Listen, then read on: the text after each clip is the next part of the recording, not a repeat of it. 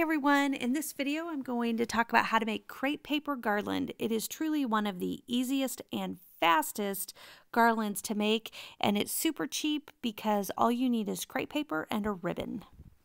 In this video I'll show you the supplies needed to make this kind of garland, and we'll also just take you through the different steps that I follow to put it together.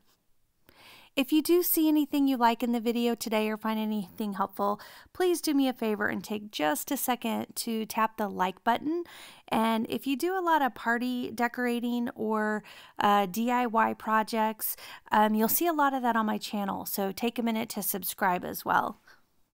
All you need to do this project is some crepe paper in your theme colors, some twine or other kind of ribbon that you'll hang your crepe paper from, and your scissors. First, you'll want to figure out where you're hanging your crepe paper garland and kind of figure out what that length will be. That will determine how many crepe paper tassels you're actually putting onto your garland.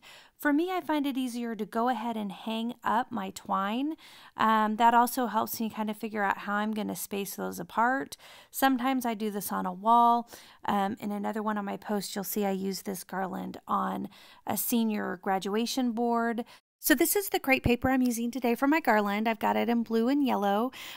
These show 99 cents from Hobby Lobby. I think I got them buy one, get one free. You can also get them at Dollar Tree, 2 for $1. So great prices on the crepe paper. Okay, we're going to start by cutting our crepe paper. I like to use something about 12 inches long, about the size of this book. I often use a ruler too. I'm not at home when I'm making this particular garland, so I just found whatever I could. Magazines work well too. And I just wrap it around that 12-inch length item several times. And you could just measure these strips out one at a time. That's certainly an option too. I've just found it easier to wrap it around something and then just trim off the sides. And the length is really variable too. I've seen really cute garland with garland that hangs about 12 inches long, which means you would need to cut them 24-inch strips. That'll make more sense when you see me wrap it over the string. Basically, however long you're cutting this garland, it will only hang about half that distance because you're folding it in half over the string that you're hanging the paper mache from. So I'm just going with like a 6-inch hang, which will require a 12-inch, approximately 12-inch piece of garland. So just wrap it around and around. And it's tough because you don't really know exactly how many pieces you need to start. So I cut mine and I needed some more, and so I wrapped it, a few more times. I did one more session of it to get all the pieces of 12-inch garland. Now, once you're finished wrapping your crepe paper around the item, you can go ahead and slide that crepe paper off. If you wrap that too tight, that's pretty tough to do. But slide it off, and then you'll use scissors to cut each side just right through the middle, making just a big pile of approximately 12-inch long strips. You'll continue to cut the crepe paper in all of the different colors that you've selected for your garland, just continuing to wrap it in those same lengths, and then as you get all the paper wrapped, using your scissors just to cut your strips.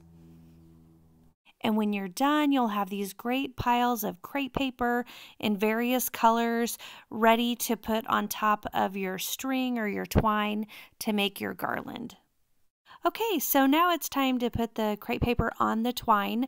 I used 6 pieces of crepe paper for each of my garlands, because really when you double it over like you see me doing here, that means there's 12 pieces thick, which is, I think, plenty.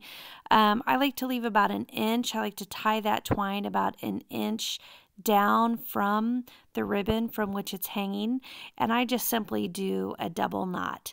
You can see here I'm using that twine. This is just the Dollar Tree twine. I use it for just about everything. And after you get that tied, sometimes it'll really flatten out the top, so I like to stick my finger right in the middle and just kind of fluff it out, push it out a little bit, just to kind of give it a little more volume. Okay, so once you have it tied onto the twine, it's time to cut the crepe paper. You'll see here I'm just grabbing about half of those pieces of tissue, and then with my scissors I'm making a vertical cut directly in the center, straight up and down. And then I take the left half and I'm cutting it once again in the center of that half up and down. And then you'll see me here move over to the right half and make my last cut going up and down. And I'll just continue to do this to the different layers. I wasn't sure if my scissors would cut all the way through, and I was making so many of these by the time I got to my fourth or fifth. I was just cutting through all of them at once.